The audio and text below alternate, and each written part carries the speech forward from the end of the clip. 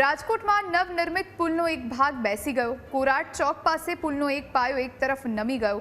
પુલ તૂટવાની કામગીરીમાં છે। સદનસીબે કોઈ જાનહાનિ નથી થઈ। સમગ્ર મામલે રૂડાના સીઈઓ જીવી મિયાણીએ નિવેદન આપ્યું। સ્લેબનો ટોટલ વજન અંદાજિત 200 ટન હતું, જેનો ટેકો સેટલ થતાં સ્લેબ નમ્યો હતો। પુલનું કામ હાલ ચાલુ છે અને પુલ પણ બંધ છે।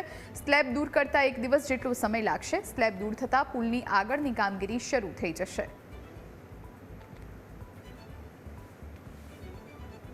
કાલે સવારે 50 મીટરના સ્પાનમાં 10 મીટરનો સ્પાન જે છે ત્યાં સ્લેબ ભરવાની કામગીરી શરૂ હતી। અમારા એક્ઝિક્યુટિવ એન્જિનિયર પણ ત્યાં સ્થળ પર હાજર હતા।